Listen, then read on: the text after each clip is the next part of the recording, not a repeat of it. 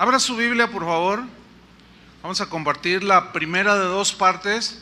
Hoy va a ser la primera, el próximo domingo la segunda parte del tema, un pequeño pero grande mandamiento. Así lo hemos titulado, un pequeño pero grande mandamiento. Y vamos a leer en Marcos capítulo 16, versículo 15 y 16. Dice así: y les dijo: id por todo el mundo y predicad el evangelio a toda criatura. El que creyere y fuere bautizado será salvo, mas el que no creyere será condenado.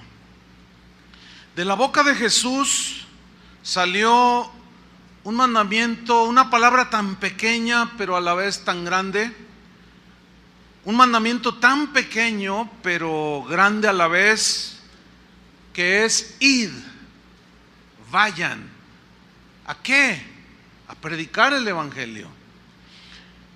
Obedecer este mandamiento para los discípulos representaba la salvación. Ellos habían entendido que representaba la salvación o la perdición de muchos seres humanos.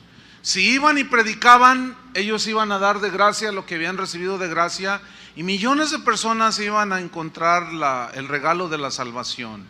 No ir implicaba que muchos estaban corriendo el riesgo de morir en la condenación. El corazón del Padre se estremecía al ver la condición del ser humano. Nos vio hundidos en nuestros pecados y le dijo a su único hijo: hijo, ve, id, el mismo mandamiento. Y el Hijo vino, el Hijo obedeció y vino a este mundo. Su misión era morir en la cruz para salvarnos de nuestros pecados, salvarnos de la condenación.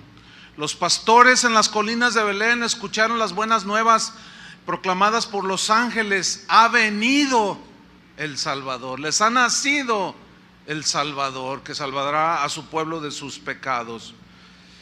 El enviado pues llegó a esta tierra, caminó entre nosotros, y dice Juan: vimos su gloria como del unigénito del Padre, derramó su amor por los hombres, les mostró su perdón, su misericordia, su bondad, les enseñó que Él era el camino a Dios. Jesús, cuando inició su ministerio, escogió a 12 hombres imperfectos. Los amó en su imperfección. Les enseñó su doctrina, aunque uno de ellos lo traicionó.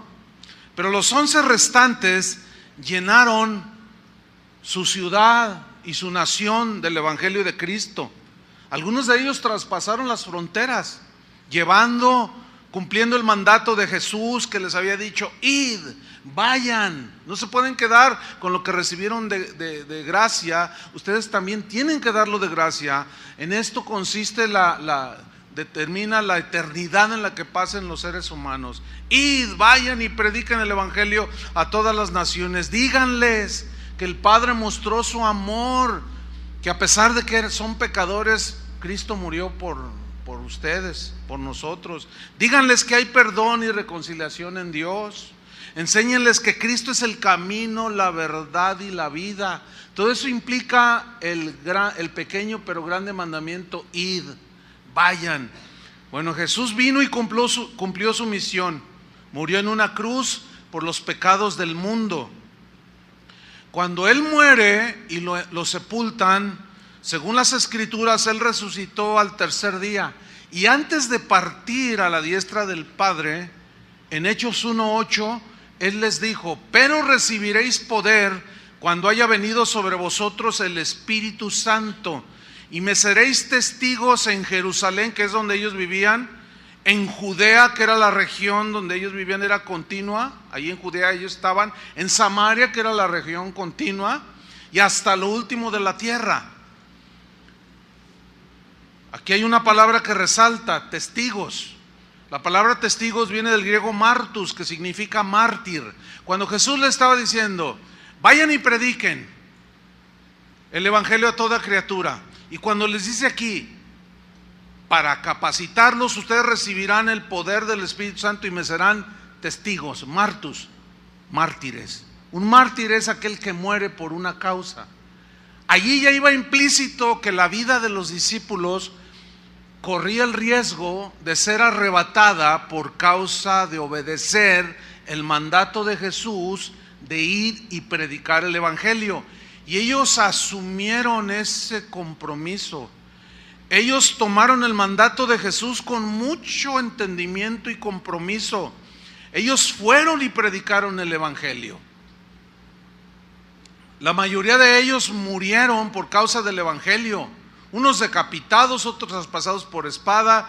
Juan fue el único que murió de anciano, Juan el apóstol, pero los demás, incluyendo al apóstol Pablo, fueron mártires del evangelio. Les arrebataron la vida por causa del evangelio. Ellos sabían perfectamente esto, pero no les importó. Para ellos era de vital importancia obedecer el mandato de Jesús de ir y predicar. Para ellos el evangelio era el poder de Dios para salvación. Ellos estaban convencidos que era trascendente para los seres humanos oír el evangelio.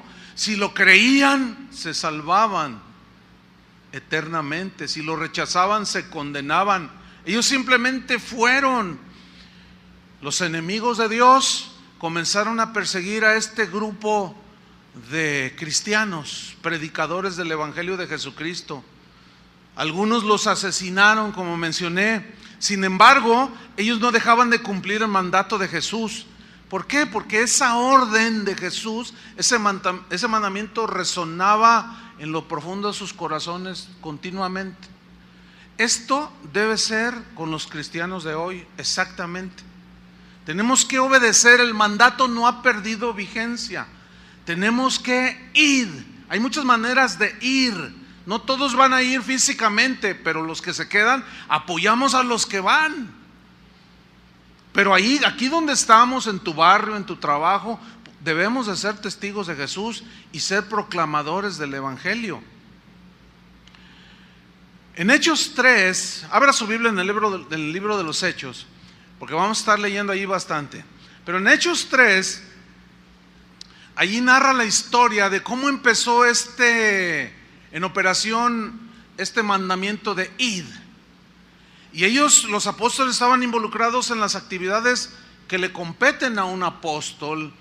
En este caso dice en Hechos 3 que ellos iban a la oración. Ellos no iban a un concierto, no iban a apoyar a ningún político. Ellos fueron al templo a la oración. Dice que cuando entraron había ahí un hombre que estaba cojo de nacimiento y les extendió la mano esperando recibir algo de ellos.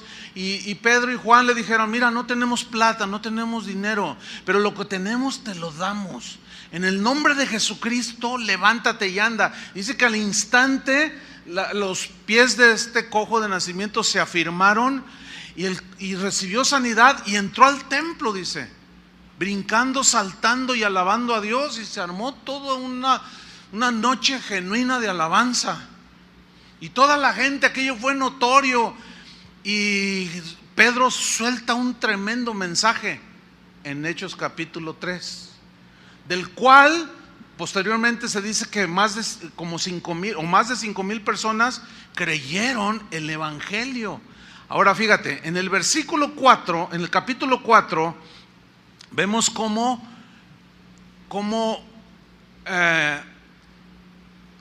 viene la reacción de los enemigos de Dios. ¿Están conmigo? Hechos 4, versículo 1. Dice: hablando ellos al pueblo, o sea, los apóstoles, vinieron sobre ellos. Esto habla de una actitud prepotente.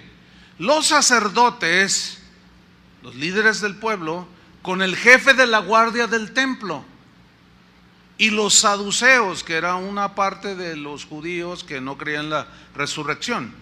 Versículo 2. ¿Cómo llegaron? Resentidos, ofendidos, envidiosos, celosos, de que enseñasen al pueblo y anunciasen en Jesús la resurrección de entre los muertos. O sea, ellos estaban predicando el evangelio. Estos líderes espirituales encargados de dirigir al pueblo de Dios en los caminos de Dios no estaban cumpliendo con la encomienda. Ellos habían hecho de las cosas de Dios todo un sistema de mercadotecnia para beneficio personal de ellos. Y llegaron unos cuantos discípulos de Jesús predicando un evangelio que ellos habían rechazado. Cada vez que la gente, o que algunos, cualquiera que sea, tú o yo, cualquier, por más sencillo que sea, un discípulo de Jesús que predique el evangelio, está enseñando la doctrina de Cristo, y la doctrina de Cristo siempre va a ser contraria a la doctrina de los hombres. Porque los hombres podemos enseñar lo que queramos y hacer de la espiritualidad de las cosas de Dios todo un negocio y un mercado. Por eso hoy, el día de hoy, se siguen oponiendo muchos a que a la gente se les predique el evangelio de la gracia. ¿Por qué? Porque al predicárseles el evangelio, la gente se da cuenta en qué consiste el evangelio. Empiezan a abrir los ojos y ya no se dejan manipular por los líderes espirituales correspondientes, como sucedió aquí. Sigamos leyendo. Versículo 3: y les echaron mano y los pusieron en la cárcel hasta el día siguiente, porque ya era tarde. El clásico sabadazo. No está hablando de México, está hablando de Jerusalén. Versículo 4: pero muchos de los que habían oído la palabra que se predicó en el capítulo 3 creyeron. ¿A qué creyeron? Al evangelio. ¿Qué predicó? ¿Lo que se le ocurrió a Pedro? No. Él les dijo: vayan y hagan discípulos a todas las naciones y enséñenles las cosas que yo les he enseñado a ustedes. El evangelio no debemos inventarlo, ya está. Nada más debemos explicarlo. Eso es todo. Cualquier cosa que no tenga que ver con el evangelio debe ser rechazado. Entonces los discípulos eran fieles al mensaje del evangelio, fieles a la orden de predicarlo. Entonces dice que creyeron y el número de los varones era como 5,000. Versículo 5: aconteció al día siguiente que se reunieron en Jerusalén. Ahora ya aumenta los adversarios, los gobernantes, los ancianos y los escribas. Los escribas eran los expertos en la interpretación de la ley. No estaban cumpliendo. Ellos rechazaban a Jesús como el Mesías. Los ancianos era gente ya madura de edad, era gente muy honorable, muy respetada por el pueblo, pero también tenían parte en el negocio. Ahorita vamos a ver de qué consistía. Y los gobernantes, bueno, estaban a la par, ¿verdad?, de todos estos. Versículo 6 dice: y el sumo sacerdote Anás y Caifás. Estos eran los líderes de la pandilla. Estos eran los líderes del templo cuando Jesús entró al templo y volteó las mesas de los cambistas, de todos aquellos que habían vuelto la casa del Padre en una casa de mercado, y los volcó. Y Anás y Caifás iban de líderes azuzando a la multitud cuando Pilato les dijo: a ver, ¿qué quieren que haga con Jesús? Aquí tenemos a Barrabás, que era un maleante, un pillo, un zeta de aquel tiempo. Aquí lo tenemos. ¿Qué quieren que haga? ¿Que suelte a Barrabás o a Jesús? Y Anás, Caifás y todos esos líderes de ese tiempo asusaron a la gente a que dijeran que soltaran a Barrabás. De ahí se derivó la palabra barrabasada. Ya está en el diccionario esa palabra. O sea, una elección totalmente errada. ¿Cómo era posible que escogieran soltar a un maleante antes que a Jesús? ¿A quién quieren pues que le suelte? Y todos esos líderes le decían a la gente: digan que a Barrabás. Y todos: a Barrabás, a Barrabás. Bueno, ok, lo soltamos. ¿Y qué quieren que haga con que se dice rey de los judíos? Crucifíquenlo, crucifíquenlo, crucifíquenlo, gritaron. Son todos esos. ¿Cómo no se iban a oponer?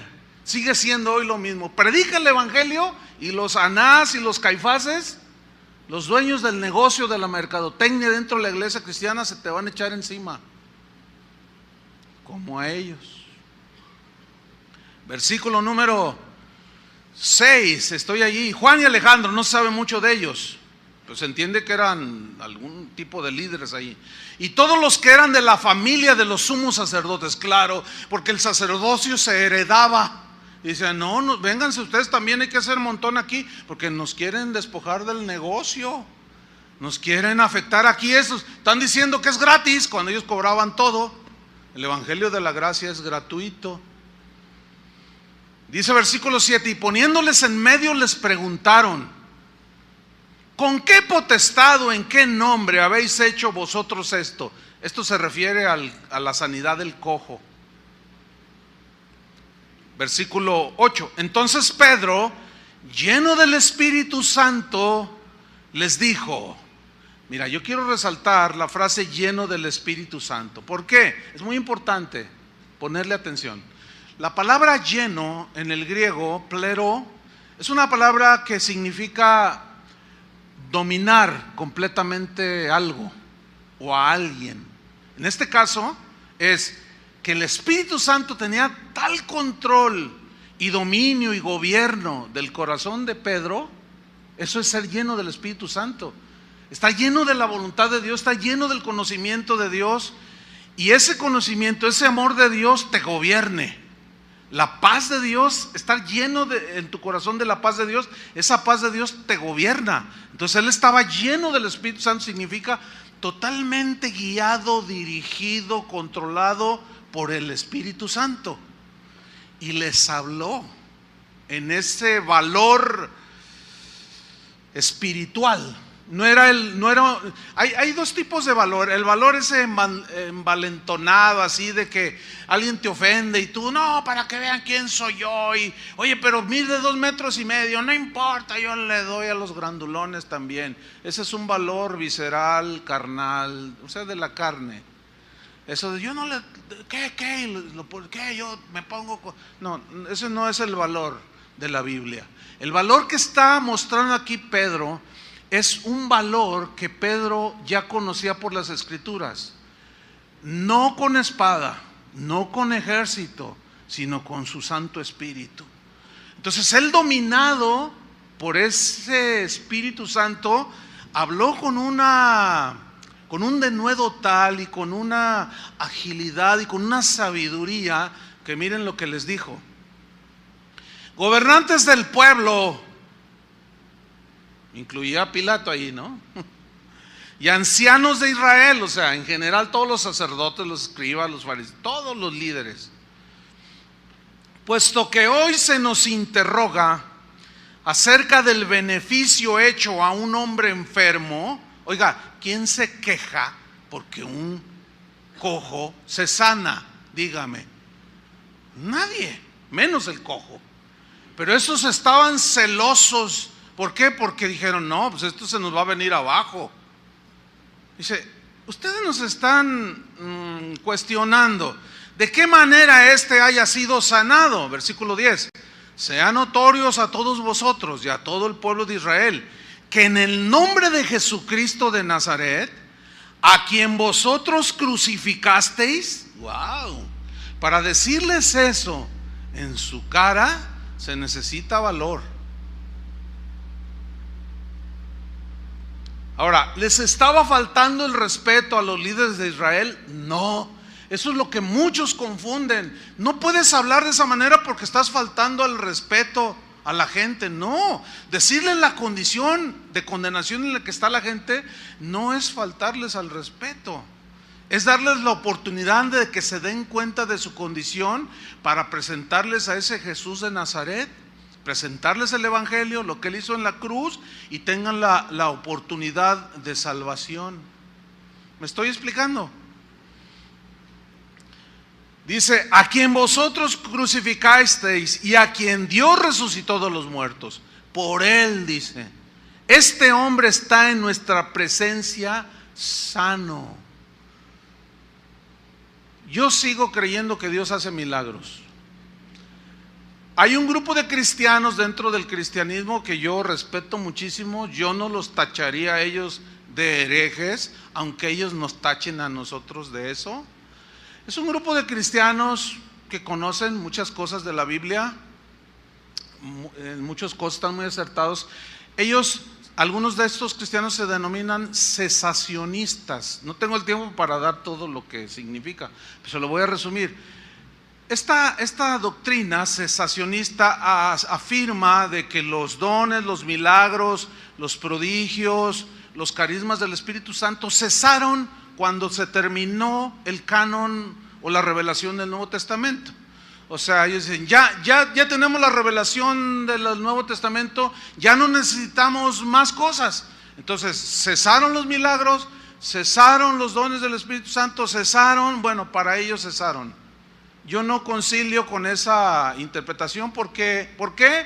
Por un razonamiento lógico espiritual.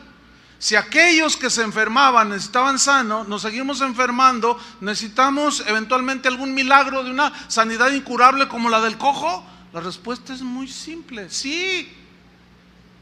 Dios enviaba ángeles y de manera maravillosa libraba, como a Pedro lo sacó de la cárcel un ángel. Para mí Dios sigue enviando ángeles a rescatarnos o a salvarnos de situaciones muy comprometedoras o comprometidas. Milagros los vemos de continuo en esta congregación. El problema es que no debemos de invocar a los ángeles, eso se nos prohíbe a nosotros. Pero yo respeto mucho a esos hermanos cesacionistas, pero nadie puede negar, como nadie pudo negar la curación del cojo. Nadie nos puede decir que aquí Dios, que las sanidades que Dios ha hecho aquí, los milagros y prodigios, vengan de un origen oscuro. Hace rato oramos por los enfermos, invocamos el nombre del Señor, ¿sí o no? Bueno, si yo le hablo a mi esposa, Vicky, no va a venir Petra, la de la esquina. Si yo invoco al Señor y en su nombre oramos, Él lo dijo, Él es el que sigue haciendo los milagros. Pero bueno, si algunos no quieren milagros, pues está bien, no dejan de ser cristianos, aunque ellos dicen que nosotros no lo somos. Pero vamos a mostrar madurez en este sentido, ¿entienden? Aunque ellos nos rechacen, nosotros no los vamos a rechazar a ellos, ¿de acuerdo? Entonces cuando te encuentres con algún cesacionista, pues no discutas con él, no discutas con él, simplemente sé tolerante. Ok, sigamos leyendo. Hoy se nos interroga, versículo 9, acerca del beneficio. Bueno, dice, por el nombre de este Jesús es que en vuestra presencia está sano. Versículo 11.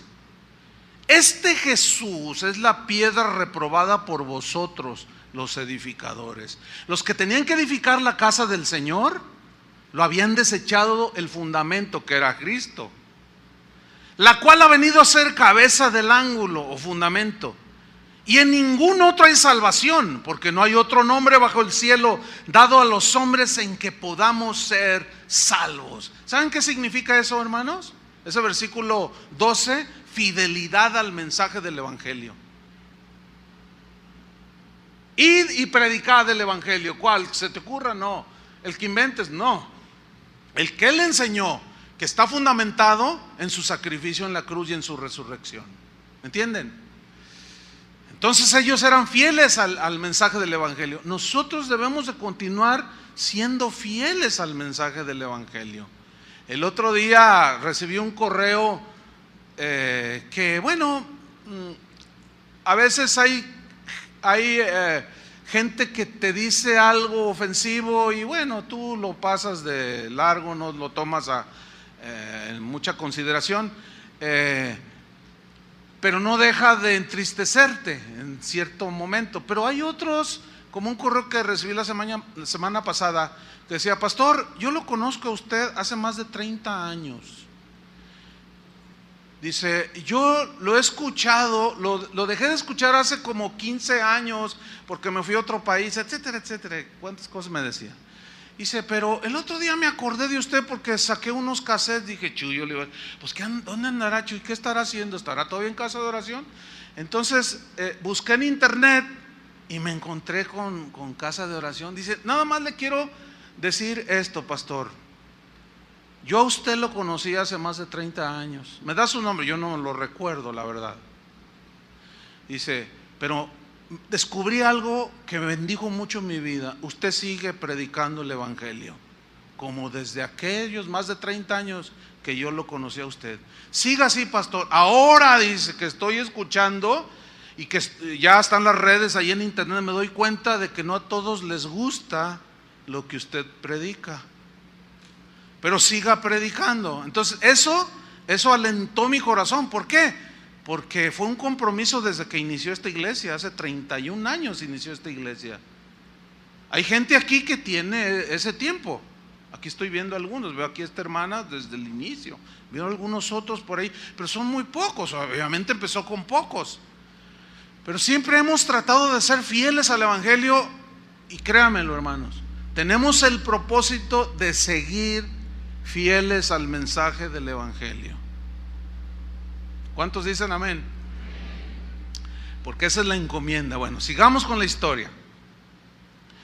Versículo 13. Entonces, viendo el denuedo de Pedro y de Juan, y sabiendo que eran hombres sin letras y del vulgo, o sea, significa analfabetas e ignorantes, pero en cuanto a las cosas profundas de Dios, para los fariseos y los ancianos de Israel, era gente del vulgo. O sea, nosotros somos los expertos en la ley, nosotros somos los maestros de Israel. ¿Cómo tú nos vienes a enseñar? Era una actitud muy soberbia.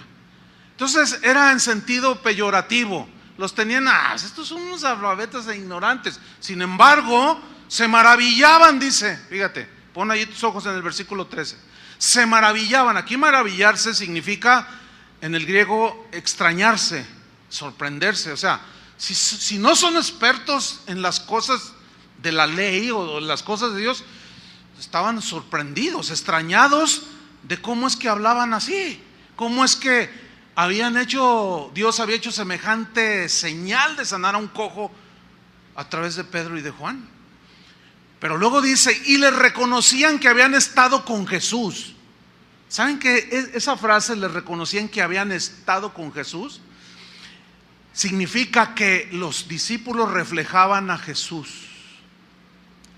Era tan evidente que ellos habían tenido una transformación desde el momento que se encontraron con Jesús, que fue lo que Pablo escribió posteriormente, de manera que si alguno está en Cristo, nueva criatura es. O sea, había un cambio que todo mundo notaba. Entonces, les reconocían que habían estado con Jesús. ¿Por qué? Vivían como Jesús, hablaban como Jesús,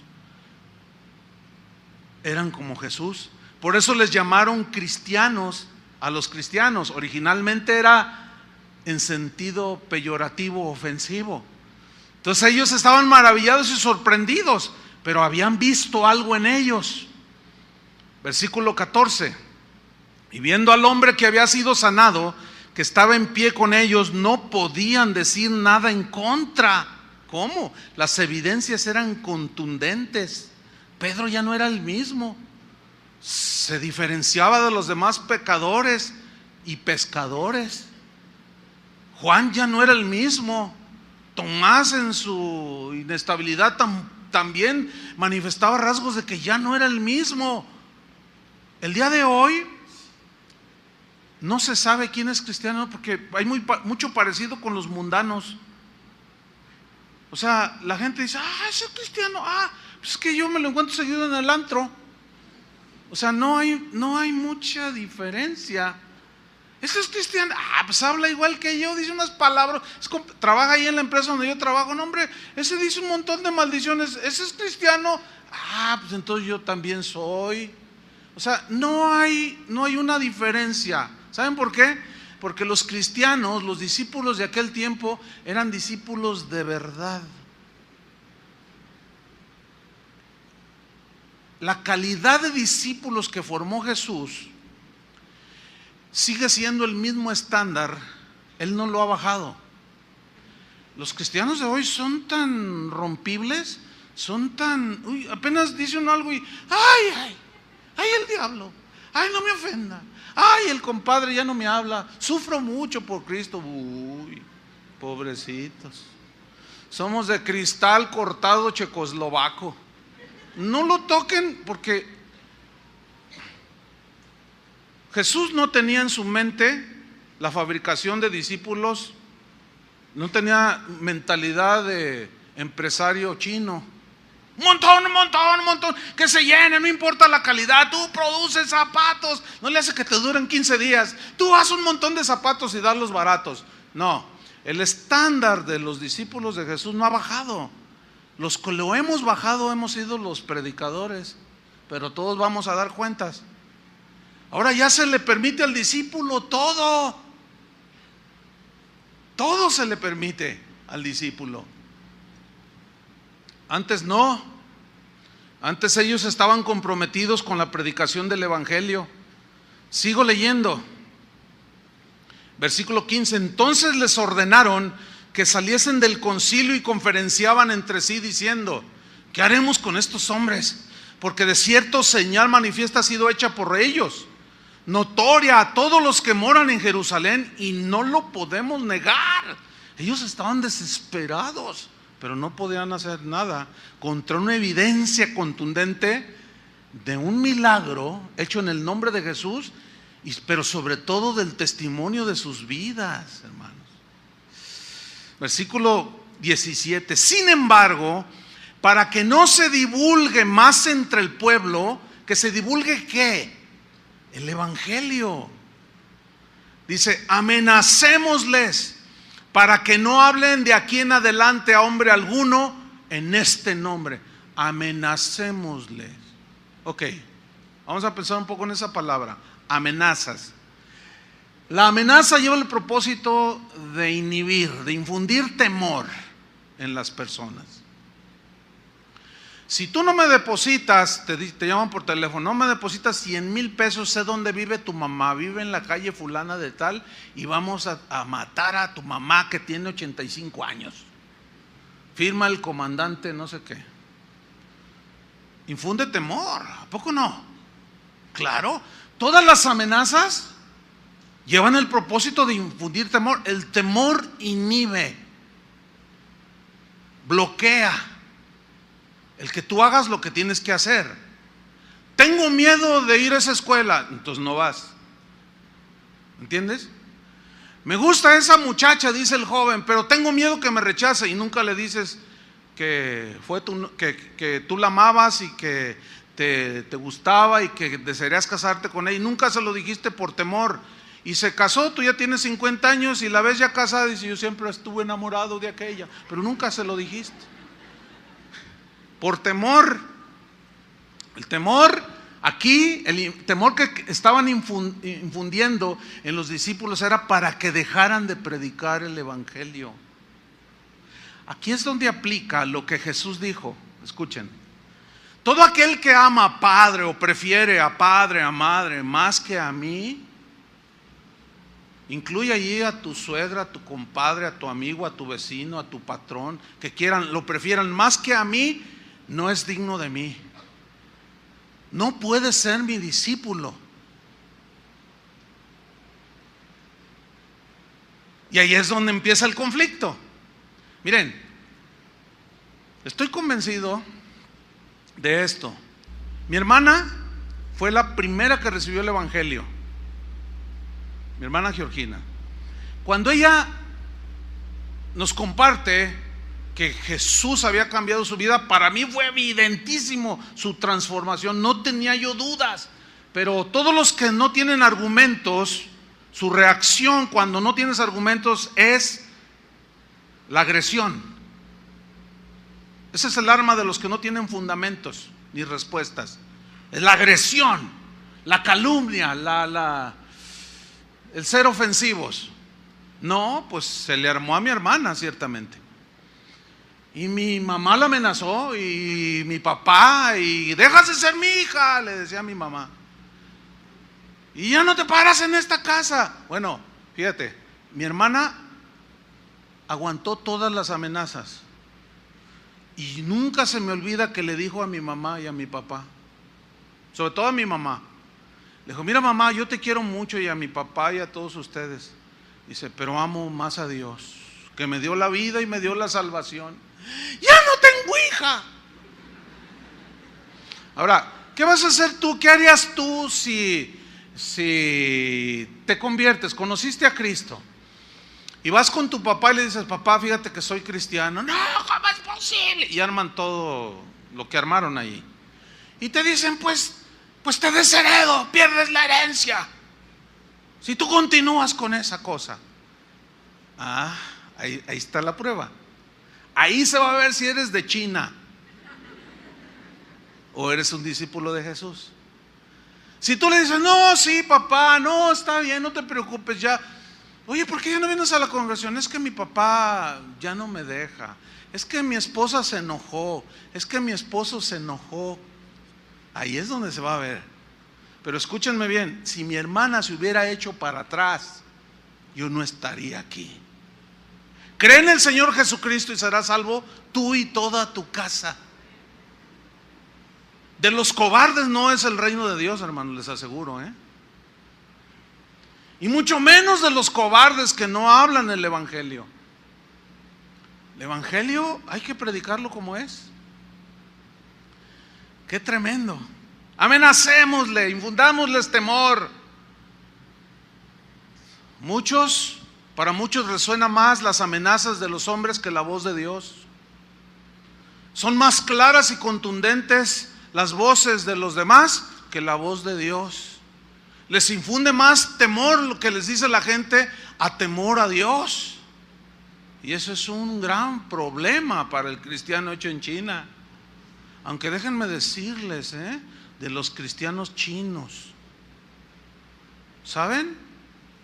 Es una población, 1.600 millones. Bueno, ahorita hay una población subterránea, le llaman, de más de 250 millones de cristianos chinos. Yo quisiera invitarlos a que buscaran en internet el cristianismo en China. ¿Cuántos cristianos? Se van a encontrar con cada historia. Ahorita usé esa expresión en China por la fama que tiene, ¿verdad? ¿Dónde comprar tus zapatos? En China. Son chinos. El reloj, made in China. No, entonces es sinónimo de corriente, que no sirve para nada. Pero déjenme decirles, los cristianos actuales, siglo XXI, de China, cada que un chino se convierte a Cristo, es como firmar su sentencia de muerte, actualmente. Entonces los cristianos chinos son mejores que los cristianos hechos en China de acá. ¿Cómo está eso?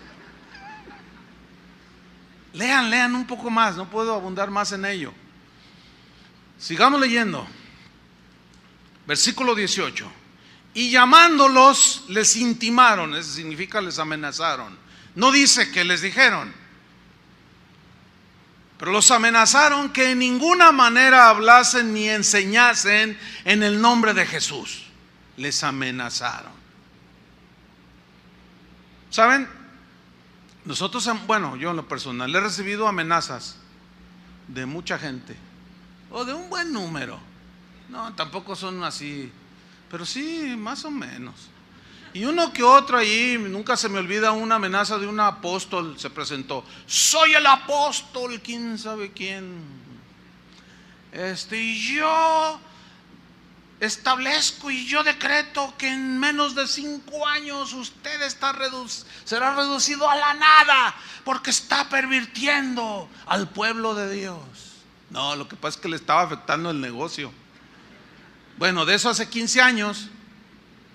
Me echó hasta la maldición de Tutankamón. Me dijo hasta de lo que me iba a morir, que el cáncer va a destrozar tu estómago y quién sabe cuántas cosas. Y yo me agarré temblando, hermanos, y dije: ay no, ya les voy a predicar bien ligerito. Les voy a hablar el evangelio que les gusta. Les voy a decir: Dios te quiere bendecir. Mira, si eres homosexual no le haces, así te quiere el Señor. Si eres adúltero, el Señor sabe que somos débiles. Si eres una mujer que se acuesta con 3 hombres, indistintamente, ay, Dios sabe las debilidades de nosotros. Hermanos, Dios es amor. Eso es lo que le gusta a la gente. Pero predícales de santidad, de integridad, no les gusta. Bueno, las amenazas son con el fin de infundir temor. Uno me dijo, yo te voy a congelar. De ahí salió lo que hace años decía yo, el pastor Bonais. Bueno, para los que son de otros países que nos escuchan, Bonais es un helado acá, ¿no? O sea, te voy a congelar. Ay, soy el pastor Bonais. Me congeló. Yo le contesté bien respetuoso, él bien agresivo. Yo le dije, mira, hermano, está bien, congélame, pero nada más te voy a recordar algo. Tú no me diste el ministerio ni el mandato de predicar el evangelio. O sea, ¿qué le estaba diciendo? No me puedes congelar porque tú no me diste el... Aunque yo sentí la influencia negativa, porque algunos que consideraba mis amigos, oye, hola, ¿cómo estás? Oye, te invito a predicar. No, me decían. No, y empecé a ver, no. Me congeló. De ahí el pastor Bonais. El pastor, ¿cómo se dice un helado en inglés? Ice cream. Bueno, sí, soy el pastor helado. Nada más que no contaban con la astucia del Señor. Y él hizo otras cosas. No callamos el evangelio. En nosotros nunca estuvo ni en la mente ni en el proyecto de nada. Y Dios ha usado el internet para correr el mensaje del evangelio que está aquí, no es de nosotros, está aquí. Entonces los amenazaron que no hablaran, los quisieron congelar. Versículo 19, miran, pongan atención, dice: mas Pedro y Juan respondieron diciéndoles, y fíjense la respuesta con una sabiduría, con una lógica espiritual muy interesante, muy simple, pero llena de poder y contundencia, que era la misma sabiduría que Jesús usaba. Les dijo: a ver, ustedes son los líderes de Israel, se entiende que ustedes conocen las escrituras, se entienden que ustedes conocen los principios, y les dicen: juzgad si es justo delante de Dios obedecer a vosotros antes que a Él. Fíjate la sabiduría, Ahora, ¿cuál es la respuesta? ¿Cuál es la respuesta? ¿A quién debemos obedecer? ¿A los hombres o a Dios? Pues la respuesta era bien lógica, pero era bien sabia. Era exactamente la sabiduría que usaba Jesús. Ellos ya estaban llenos del Espíritu. Jesús les decía a los fariseos que lo atacaban: tus discípulos comen sin lavarse las manos. Ustedes con sus platos, sus vasos. Dice: a ver, ¿qué es más grande, el vaso, el plato o el templo que santifica los utensilios? Entonces quedó: no, pues el templo, ¿no? ¿Sí o no? Y le decía: pues uno mayor que el templo está aquí, soy yo, decía él. Entonces, ¿a quién había que obedecer? ¿A Dios o a los hombres? Hay que obedecerles. Ellos están diciendo: no, aunque nos amenacen, nosotros no podemos dejar de decir lo que hemos oído. Más adelante lo vamos a leer. A nosotros el Señor Jesús nos dijo: vayan, id y prediquen el evangelio a toda criatura. Y eso es lo que estamos haciendo. Bueno, sigamos leyendo. Porque no podemos dejar de decir lo que hemos visto y oído. Otra vez la fidelidad al mensaje del evangelio. No inventaba nada. Lo que hemos visto y oído, no inventaba nada. Ellos entonces les amenazaron y les soltaron, no hallando ningún modo de castigarles por causa del pueblo, porque todos glorificaron a Dios por lo que se había hecho. Sí, por causa del pueblo. Dice un dicho que el viento no anda en burro. Claro, fíjate, ellos es que la gente mala también es muy astuta. Son a veces hasta más inteligentes y más prudentes y más sabios que los hijos de las tinieblas, dijo el Señor. A veces son más sabios que los hijos de luz. Claro, porque ellos decían: no, hay 5,000 allá afuera, que sí, creyeron, están convertidos, pero no son tan mansos como estos. Si nosotros les hacemos algo, la turba nos va a linchar. Y cuando yo leía esto, me acordé, ayer estaba aquí un hermano, estaba platicando con él. Este hermano, cuando se convirtió a Cristo, era el terror de la ferrocarril, de la colonia Ferrocarril.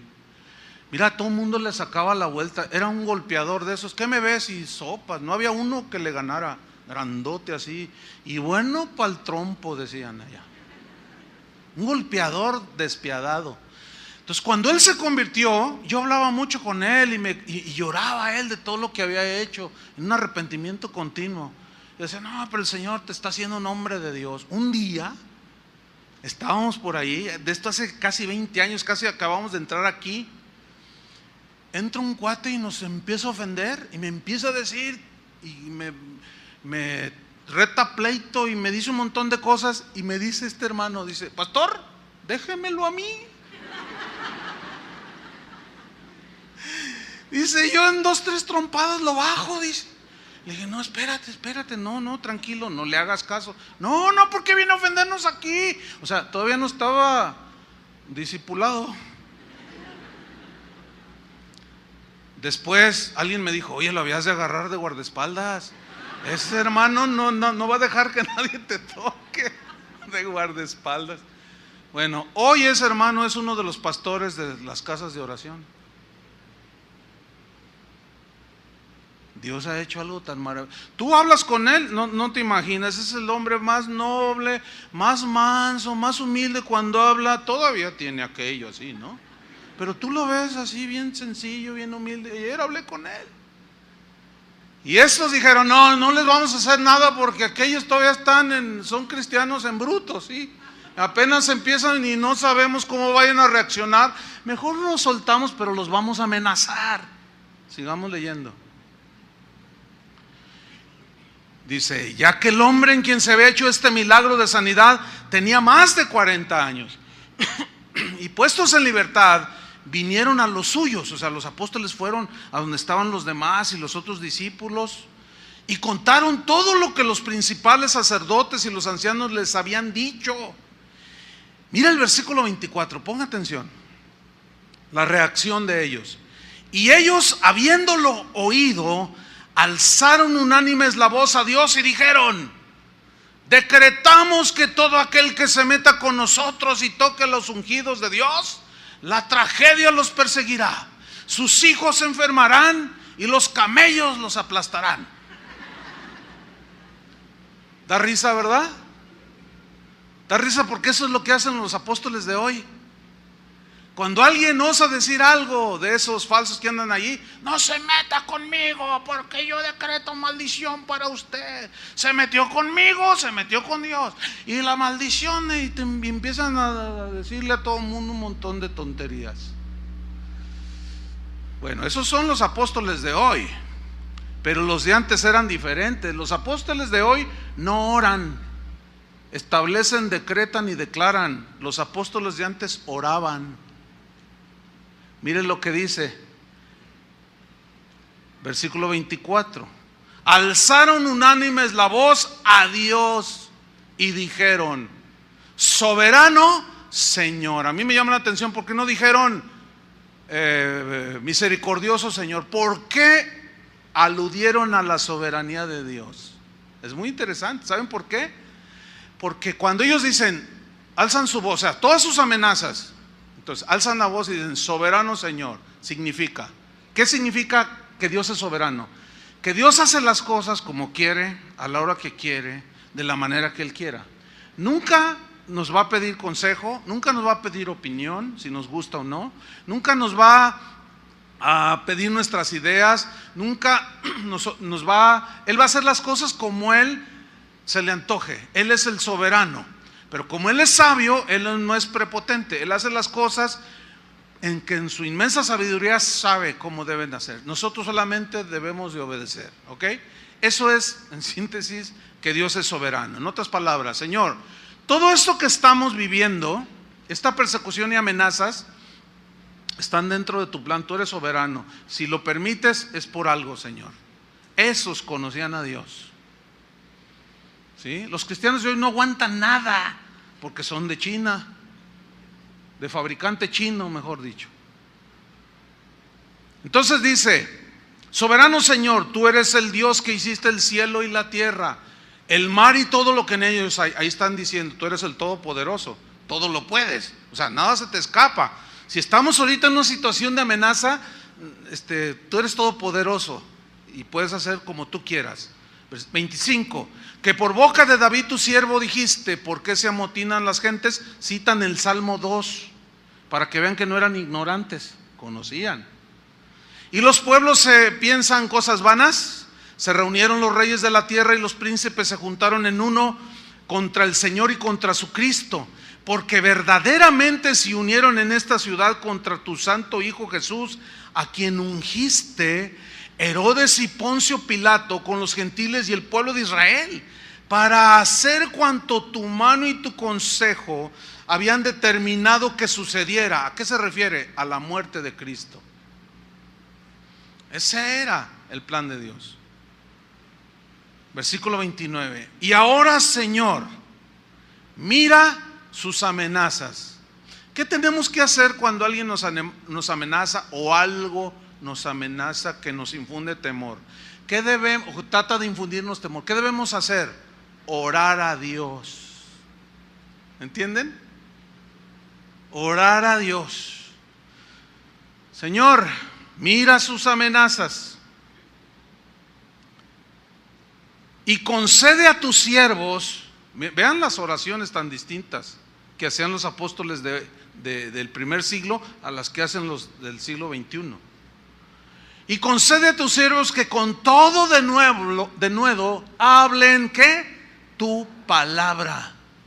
Mientras extiendes tu mano para que se hagan sanidades y señales y prodigios mediante el nombre de tu santo Hijo Jesús. Ahí está. Él les había dicho: estas señales seguirán a los que creen. En mi nombre echarán fuera demonios, pondrán sus manos sobre los enfermos y sanarán.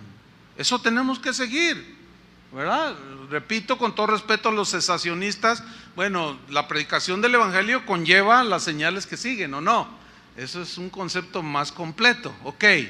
Cuando hubieron orado, el lugar en que estaban congregados tembló. Esa fue la manifestación particular allí. Y todos fueron, ¿qué? Dice, llenos, gobernados, dirigidos por el Espíritu Santo. Y hablaban con denuedo, ¿qué? La palabra. O sea, el Espíritu Santo llenándolos de valor, de valentía espiritual. ¿Para qué? Para cumplir la encomienda de Cristo, que era id y predicar el evangelio a toda criatura. ¿Me están siguiendo en el mensaje? En Hechos capítulo 6, ahí hay una elección de diáconos. La iglesia estaba formándose y entre ellos eligen a un Esteban, llamado Esteban. El capítulo 7 aparece Esteban aquí predicando uno de los mensajes más extraordinarios registrados en la Biblia. Para que vean que no eran ningunos ignorantes ni del vulgo, eran laicos, como se dice comúnmente. No eran líderes, pero habían encontrado a Jesús, conocían las escrituras y ellos estaban conscientes del mandato: id, vayan. Y Esteban empieza a predicarles y se le oponen. ¿Y tú qué? ¿Quién eres? Y entonces dice que crujían los dientes y no podían resistir a la sabiduría con que hablaba Esteban, y crujían los dientes.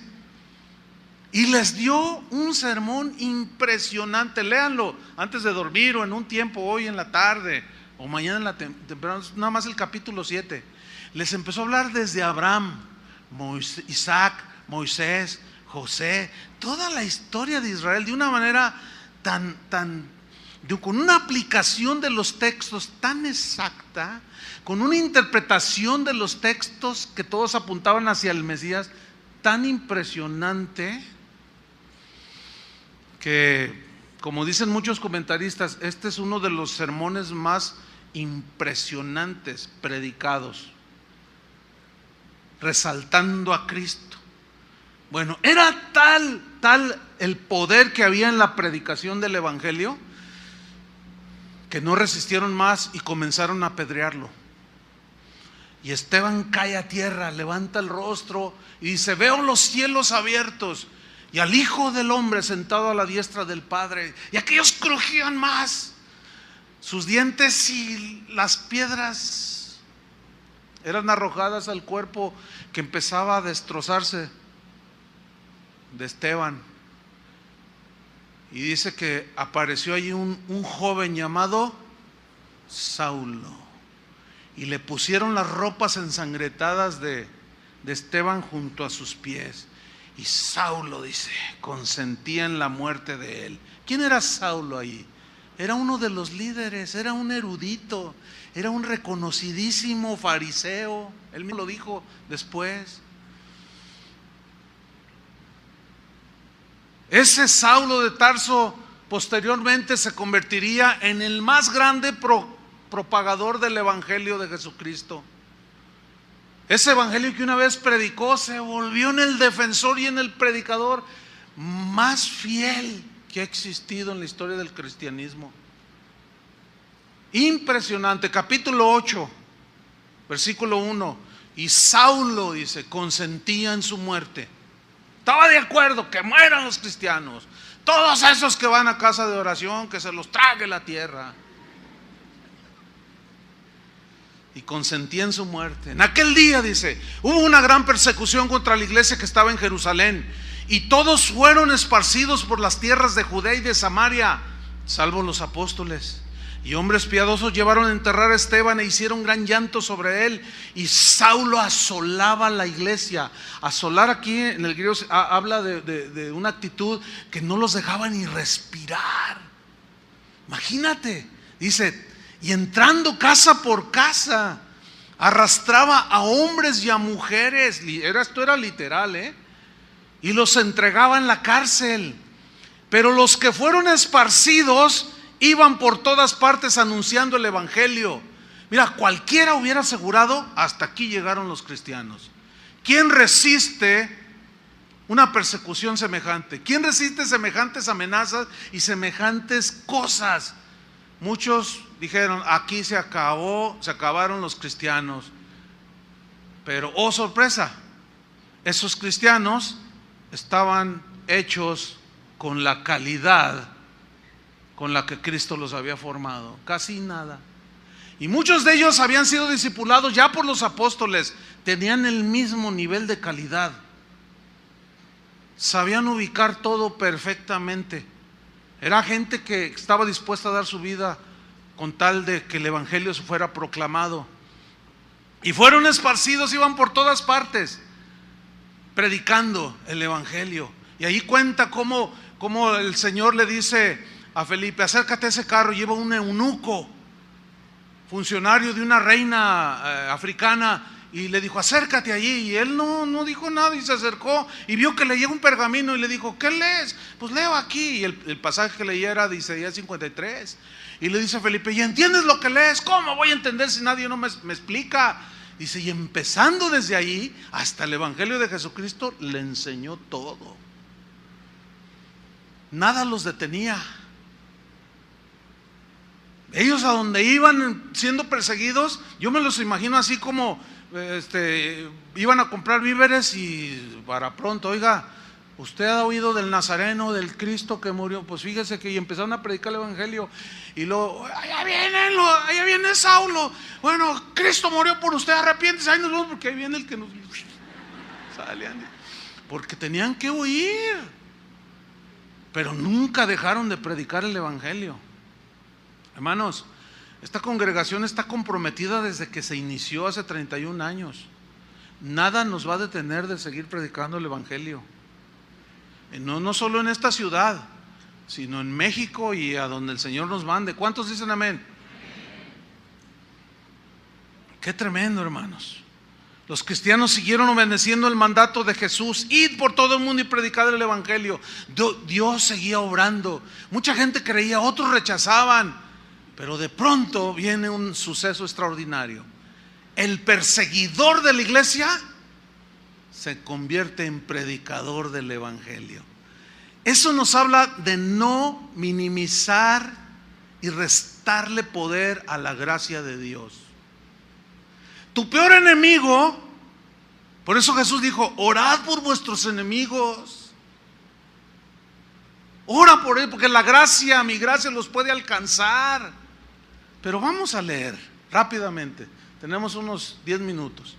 Dice en el capítulo 9, Saulo dice, respirando aún amenazas, o sea, amenazaba todo, y muerte contra los discípulos del Señor, vino al sumo sacerdote y le pidió cartas para las sinagogas de Damasco, a fin de que si hallase algunos hombres o mujeres de este camino, los trajese presos a Jerusalén. Mas yendo por el camino, aconteció que al llegar cerca de Damasco, repentinamente le rodeó un resplandor de luz del cielo, y cayendo a tierra, oyó una voz que le decía, Saulo, Saulo, ¿por qué me persigues? ¿Sabes por qué los discípulos de la iglesia primitiva no tomaban las ofensas, la persecución, las calumnias, no las tomaban en personales? ¿Sabes por qué? Porque ellos sí sabían lo que nosotros ignoramos. Ellos sabían que la ofensa no era para ellos, que era el mismo Jesús. Ellos habían oído de Jesús diciendo, lo que la gente haga con ustedes, a mí me lo hace. Si les hace bien, a mí me lo hace. Si les hacen mal, a mí me lo hacen. Por eso ellos no tenían que defenderse.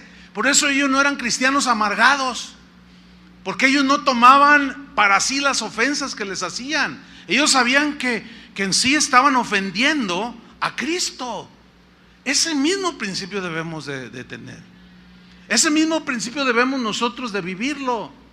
A mí a veces la gente me escribe y me dice, pastor, están diciendo muchas cosas de usted en internet, salga públicamente y desmiéntalos y aclárelos. No, yo no tengo que andarme defendiendo, porque no los tomo a pecho. Las ofensas y calumnias para mí no me están ofendiendo a mí.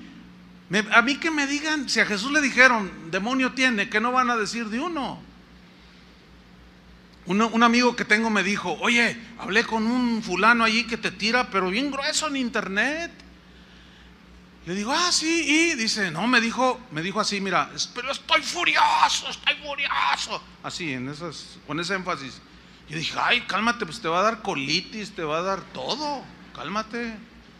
Dice, estoy furioso porque yo escribo y le digo y Chuy no me contesta. Y dice el hermano que me dijo, que le contestó a este hermano, le dijo, y ni te va a contestar. Pues claro que no, pues las ofensas no son para mí, yo no las tomo como si fueran para mí. Eso hacían los discípulos, y Jesús aquí lo está afirmando. ¿Por qué me persigues? O sea, lo que te hagan a ti, lo que te digan a ti, se lo dicen a él, y el problema es con el Señor, no contigo. ¿Cuántos dicen amén? Entonces dice, ¿por qué me persigues? Dura cosa te es estar dando cosas, patadas contra el aguijón. ¿Quién golpea un montón de vidrios rotos y los golpea con el puño? Nadie, porque nadie es un tonto. Tiene que estar loco para hacer una cosa así. Estás loco, Pablo, ni sabes con quién te estás poniendo en realidad. Dura cosa te está dando puntapiés contra el aguijón, tú solo te estás hiriendo. Entonces miren la reacción. Le dice en el versículo 5, ¿qué quieres, Señor? ¿Quién eres, Señor? Le dijo, yo soy Jesús, a quien tú persigues. Ahí está. No eran los discípulos. ¿Era quién? No se oponían a los discípulos. ¿Se oponían a quién? A Jesús. Yo soy Jesús a quien tú persigues. Dura cosa te es dar cosas contra el aguijón. Y él, temblando y temeroso, dijo, Señor, ¿qué quieres que yo haga? Y el Señor le dijo, levántate y entra en la ciudad y se te dirá lo que debes hacer. Y los hombres que iban con Saulo se pararon atónitos, oyendo a la verdad la voz, mas sin ver a nadie. Entonces Saulo se levantó de tierra y abriendo los ojos no veía a nadie. Así que llevándole por la mano le metieron en Damasco, donde estuvo 3 días sin ver y no comió ni bebió. Había entonces en Damasco, pongan atención a esta parte. Había entonces en Damasco un discípulo llamado Ananías, a quien el Señor le dijo en visión, Ananías, y él respondió, heme aquí, Señor. Y el Señor le dijo, levántate y ve a la calle que se llama Derecha y busca en casa de Judas, de tantos Judas que había allí, no era el Iscariote por supuesto, a uno llamado Saulo, originario de Tarso, porque aquí él ora y ha visto en visión, o sea, Jesús le reveló al mismo Saulo en visión a un varón llamado Ananías, o sea, tú, y entra y le pone las manos, perdón, él ora y ha visto en visión a un varón llamado Ananías que entra en esa visión que Pablo veía y le pone las manos encima para que recobre la vista. Fíjense el versículo 13, es bien interesante. Entonces Ananías respondió: Señor, he oído de muchos acerca de este hombre. O sea, hay una versión que dice: Señor, ¿qué no te das cuenta? ¿Quién es este hombre? No me doy cuenta, fíjate. No sé quién es Saulo. ¿Quién será, oye? Pero vean la reacción, es súper interesante esto. Y les voy a contar algo interesante también. Sigo leyendo. ¿Dónde estoy? En el 13. Señor, he oído, a mí me consta, de muchos acerca de este hombre. ¿Cuántos males ha hecho a tus santos en Jerusalén? Y aún aquí tiene autoridad de los principales sacerdotes para prender a todos los que invocan tu nombre. El Señor le dijo: ve, porque instrumento escogido me es este, para llevar mi nombre en presencia de los gentiles y de reyes y de los hijos de Israel, porque yo le mostraré cuánto le es necesario padecer por mi nombre. Tú no preguntes y obedece. ¿Sabe? Hace un par de años tuve una experiencia muy que quiero señalar en este momento. Recibí un correo de un pastor, un predicador que sale en la televisora Enlace, donde enlazan a todo mundo ahí, ¿no? Con los pactos. Entonces decía: pastor, necesito hablar con usted. Pero como yo lo conocía, yo decía: no, pero pues este es igual que todos allí, ¿no? Es una cueva allí de lobos. Entonces yo dije: no, yo dudé y dije: no, y le di largas y me seguía escribiendo. Me decía: pastor, es que quiero contarle algo. Y yo le daba largas. Pasaron 6 meses y fui a la Ciudad de México. Él es de la Ciudad de México. Entonces, estando allí, le pregunté a un pastor amigo mío: oye, ¿tú conoces a fulano de tal? Y me dice: sí, ¿cómo no? Dice: oye, por cierto, qué bueno que me lo mencionas. Algo le pasó. ¿Qué le pasó? Algo le pasó en su vida. Dice: ¿tú sabes de lo que él predicaba? Él es del movimiento de la prosperidad. Sí, le digo: yo sé quién es, claro. Dice: pues algo le pasó a ese cuate, dice, así me dijo. Algo le pasó. Ahora está predicando el evangelio. Y yo dije: ¿de veras? Dice: mira, Chuy, me dice, si puedes, ayúdalo. Le dije: fíjate que tiene 6 meses que me ha estado buscando. Entonces me dice: ayúdalo, algo le pasó. Entonces me manda, justamente llegando yo a Guadalajara, otro correo. Me dice: pastor, me urge, necesito hablar con usted. Y me dice: es que alguien me dio un MP3 de una serie suya y empecé a escucharla. Dice: y en ese momento, después de unas luchas tremendas que tuve, nací de nuevo, acabo de nacer de nuevo, pastor. Imagínate, una iglesia de varios miles de personas, 8 años de haber iniciado y no era nacido de nuevo. Acabo de nacer de nuevo. Cuando me dijo eso, yo aún todavía decía: ay, Señor. Bueno, dice: pastor, si tú me dices que me recibes en este momento, agarro un avión con mi esposa y estoy en 3 horas en tu oficina. Le dije: pues vente y que llega. Y me cuenta toda la historia. No, hermano, no, una historia semejante a esta. Esto me enseñó a mí que la gracia de Dios es ilimitada. ¿Cuántos dicen amén? Que al peor, pues Pablo dice: yo soy el peor, de todos los pecadores y todos los malandrines y todo, yo era el peor, dijo. Este pastor no dejaba de llorar y hasta la fecha. Entonces yo pude ver su conversión, pude ver. Y pasó el tiempo y un día me dijo: pastor, si te invito a mi congregación, ¿te atreverías a ir a predicar? Y le dije: pues déjame orar, si el Señor me dice ve, voy. Yo voy a donde Dios me dice. Y que me dice el Señor, ve. Y ya ven que siempre salen los anuncios, ¿no? ¿Dónde voy a predicar? ¿Y que sale dónde? No, los ananías brotaron por todos lados, hermano. Hubiera visto, hasta conservo los correos. Ahí los tengo guardaditos para que vean cómo me dijeron de todo. Chuy, ¿cómo es posible? Este es un lobo. Y hubo páginas en internet, y todavía si quiero le digo cuáles son para que las lea, donde dice: Chuy ya se hizo lobo, porque el que anda con lobos a aullar se enseña. Chuy ya dejó la sana doctrina, ahora ya al rato va a predicar en enlace. Y dijeron de todo. Ya nomás faltaba que dijeran que era el anticristo. Pero fui. ¿Por qué? Porque el Señor me dijo, pero tenía la misma actitud de Ananías. Incluso, déjame decirle, algunos de pastores de las casas de oración, no faltó quien me dijera: hermano Chuy, por favor tenga cuidado, es un lobo ese. Igual que Ananías. Entonces el Señor me recordó esta historia y fui y la leí y dije: ¿cómo limitamos la gracia de Dios? ¿Ustedes creen que si el Señor pudo con Pablo, no pueda con otro? No limitemos la gracia de Dios, hermanos. Él puede transformar al peor de los enemigos de Cristo. Vamos al final de la historia. Entonces llega allí, dice en el versículo, estoy en el 17. Fue entonces Ananías y entró en la casa, y poniendo sobre él las manos dijo: hermano Saulo. Eso me gusta. ¿Les gusta eso? Hermano Saulo. Le dijo hermano. ¿Por qué? Porque ya se había convencido, ¿sí?, que era un verdadero convertido.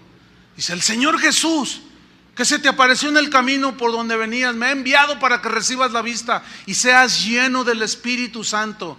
Y al momento le cayeron de los ojos como escamas, y recibió al instante la vista, y levantándose fue bautizado. Y habiendo tomado alimento, recobró fuerzas, y estuvo Saulo por algunos días con los discípulos que estaban en Damasco. Enseguida predicaba a Cristo en las sinagogas, diciendo que este era el Hijo de Dios. Y todos los que le oían estaban atónitos y decían: ¿no es este el que asolaba en Jerusalén a los que invocaban este nombre? Y a eso vino acá, para llevarlos presos ante los principales sacerdotes. O sea, ¿qué le pasó? Pero Saulo mucho más se esforzaba y confundía a los judíos que moraban en Jerusalén, demostrando que Jesús es el Cristo. Wow. Pasados muchos días, los judíos resolvieron en consejo matarle. Fíjate nomás, de perseguidor a perseguido. Pero sus acechanzas llegaron a conocimiento de Saulo, y ellos guardaban las puertas de día y de noche para matarle. Entonces los discípulos, tomándole de noche, le bajaron por el muro, descolgándole en una canasta. Cuando llegó a Jerusalén, trataba de juntarse con los discípulos, vea esto, pero todos le tenían miedo, no creyendo que fuese discípulo.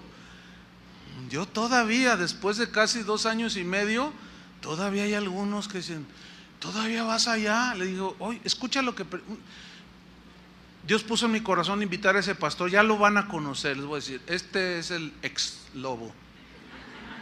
Ustedes lo van a oír predicar. Los que no lo conozcan, cuando lo oigan predicar, van a decir: ¿qué palabra tan poderosa tiene este hombre? ¿De dónde salió este? No lo conocíamos. Mira, cuando él empezó a predicar el evangelio, él tenía como 2,000 personas. En un mes se le fueron más de 500. Claro, los de papel. ¿Entiende? Y ahorita todavía siguen esa lucha, ¿eh? Su misma familia de él se burlan de él, le dicen de todo, pero él se ha convertido en un predicador. Hace poco estuvimos los dos predicando en una conferencia en los Estados Unidos. Él inició Cuando yo lo oí predicar, yo estaba tan conmovido. Yo dije, le voy a decir que él siga predicando, que tome los lugares que a mí me dieron. Le voy a decir que predique, porque trae un mensaje del evangelio, hermanos, poderosísimo.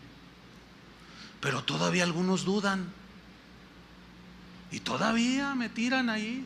Chuy, el lobo Chuy, el que se transformó de oveja a lobo, todavía se junta con lobos y va a la cueva de ladrones y quién sabe cuánta cosa. Pues los discípulos estaban igual, le tenían miedo y no creían que fuera verdadero discípulo. Pues sí, claro. ¿Dónde voy? 27. Entonces Bernabé, tomándole, él ya lo conocía, ya sabía, hasta fueron compañeros después, lo trajo a los apóstoles.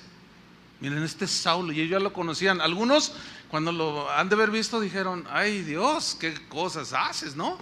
Mira nomás. Dice, y les contó cómo Saulo había visto en el camino al Señor, el cual le había hablado, y cómo en Damasco había hablado valerosamente en el nombre de Jesús. Y estaba con ellos en Jerusalén, y entraba y salía, y hablaba denodadamente en el nombre del Señor, y disputaba con los griegos, pero estos procuraban matarle, aparte de los judíos. Cuando supieron esto los hermanos, le llevaron hasta Cesarea y le enviaron a Tarso. Entonces las iglesias tenían paz por toda Judea, Galilea y Samaria, y eran edificadas. Aquí la iglesia entró en otra etapa. Cesó la persecución porque el cabecilla de la persecución se había convertido. Por eso, hermanos, no menospreciemos la gracia y oremos por todos esos que se oponen al evangelio. Hay que orar por el presidente de Enlace, hermanos, de verdad, yo oro por él. Es algo que pocas veces digo, porque muchos dicen, tú nada más les tiras. No, pero tampoco les voy a decir, pero yo oro por ellos. Pero ahora lo digo. Y también oro por otros que andan ahí pisoteando la sangre de Cristo, porque yo creo en la inmensidad de la gracia de Dios. ¿Cuántos dicen amén? Díganlo fuerte. Y no vamos a despreciar su gracia. Estamos en contra no de la persona, sino de las prácticas, pues la persona necesita salvación. Y hubo paz, andaban en el temor del Señor y se acrecentaban fortalecidas por el Espíritu Santo. La persecución se tradujo en difusión del evangelio, pero a ellos no les importó, pagaron el precio. En Hechos capítulo 13, no busque, dice que había allí en Antioquía apóstoles, profetas, y entre ellos estaba Saulo, dice, y Bernabé, y el Espíritu Santo habló y dijo, apártenme a Saulo, apártenme a Bernabé para la obra que yo tengo preparada para ellos. ¿Cuál era? Ir y predicar. Pablo fue el difusor del evangelio más grande que hubo, el defensor y el predicador, y a quien se le reveló más de 3/4 partes del Nuevo Testamento, de las epístolas.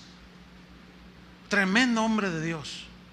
Se convirtió en un discípulo y obedeció al pie de la letra, id y predicad el evangelio.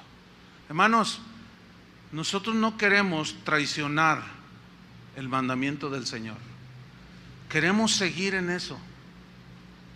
Porque como les dije al principio, 31 años y nos hemos mantenido. La gran mayoría de ustedes no saben lo que hemos vivido, lo que hemos pasado. La mayoría de ustedes ignora que cuando llegamos aquí una turba de 300 personas venían a destruir los autos y sin duda a golpearnos con garrotes. Pocos de ustedes saben eso. Y un montón de cosas ignoran. ¿Todo por qué? Por predicar el evangelio. Pero yo quiero decirles, no vamos a bajarle. Al contrario, vamos a seguir firmes. Queremos ser fieles. ¿Cuántos dicen amén? Pero la segunda parte del mensaje que yo les voy a hablar tiene que ver con esto. Con esto termino. El enviar a gente implica apoyo a la obra de Dios. ¿Qué quiero decir con esto? Yo les estoy mostrando en la Biblia, no es una manipulación ni por el estilo, pero para nada. Les estoy presentando el argumento en la Biblia. Pero la Biblia menciona claramente que si bien no todos van como fue Pablo, como fueron, algunos se quedaron allí, pero todos participaban de alguna manera en la difusión del Evangelio. Su sentido común les va a ayudar a darme la razón. ¿Ustedes creen que el fundar iglesias, enviar misioneros, cuesta recursos económicos? Por supuesto que sí. ¿Están conscientes de eso? Mire, así como usted le recuerda constantemente a sus hijos cosas que ya saben, pero que eventualmente hay que volverlas a repetir, porque se van descuidando, también eso Dios puso en mi corazón. Yo tenía otro mensaje, pero Dios me estuvo bombardeando. Dijo, recuérdales esto. Y el mensaje y el que viene fluyó de una manera extraordinaria en cuanto al entendimiento y a lo que debía de ser. ¿Por qué? Porque empezamos a descuidar eso. Antier recibí un correo que decía: pastor, gracias por no cobrar las descargas de las enseñanzas en internet. Pues sí, ¿no? Pues qué bueno, ¿están de acuerdo? Gloria a Dios, que son gratuitas. Sí, compadre, hermano, sí, pero también cuesta. Pues sí, gracias, no, sí, está bien. Ay, Dios les bendiga, sí, pero ¿y? La Biblia habla, y eso es lo que les voy a mostrar yo en el próximo domingo. No le vayan a sacar al mensaje, porque voy a hablar del apoyo financiero a la obra de Dios, que un buen número de ustedes ha descuidado. Nada más queremos recordarles de no descuidarlo, de que debemos de apoyar para las cosas eternas. Los primeros discípulos, algunos perdieron todo, o dieron todo. Si de veras creemos que el Evangelio es el poder de Dios para salvación, si tú no eres enviada como misionera o como misionero a fundar o levantar una iglesia, qué sé yo, sí podemos hacer otra participación.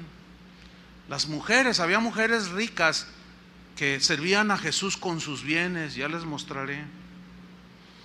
Y Pablo decía: bueno hicisteis en enviarme una y otra vez para mis necesidades. Él viajaba y siempre han cobrado los pasajes. Yo acabo de ir a Morelia esta semana pasada, la antepasada tuve no sé dónde, ya ni me acuerdo. Y yo no puedo llegar a la central camionera, porque me fui en camión, y puedo llegar, yo soy predicador, con permiso. No, 500 pesos, no los regalan.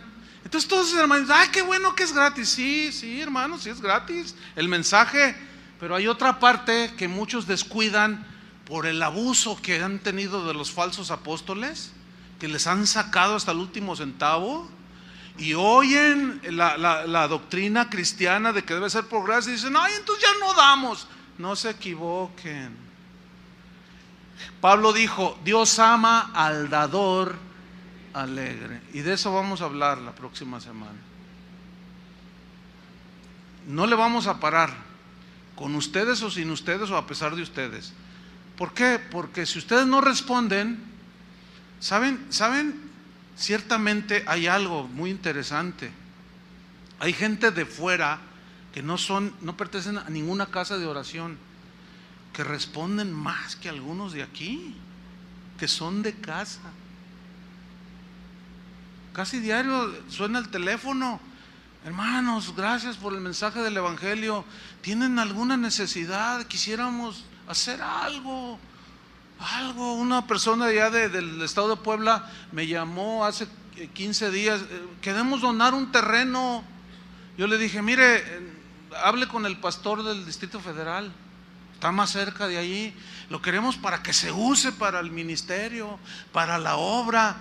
Bueno, así fue siempre y no va a cambiar, y esa es la otra parte que nos corresponde a nosotros.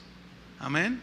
Y yo les voy a hablar lo que dice la Biblia, sin manipulaciones de ningún tipo, sino lo que realmente dice la Escritura.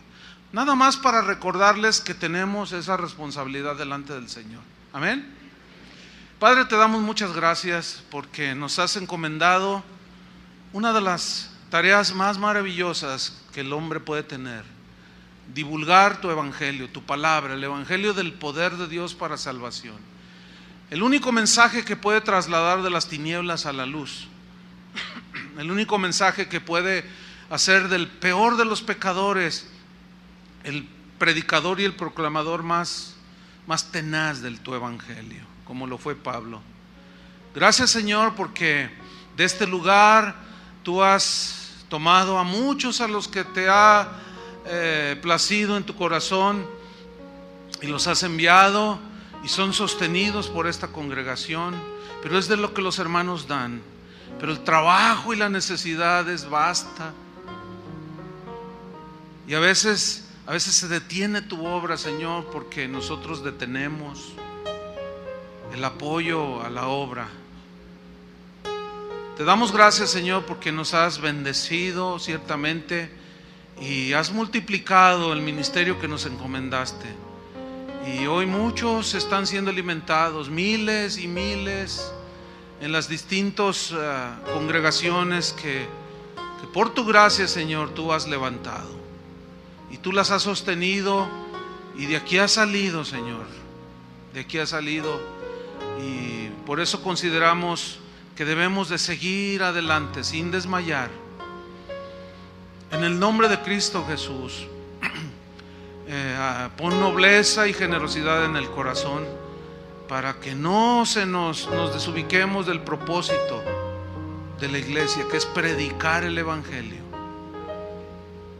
En el nombre de Cristo Jesús te damos las gracias por ese privilegio que nos has dado, Señor.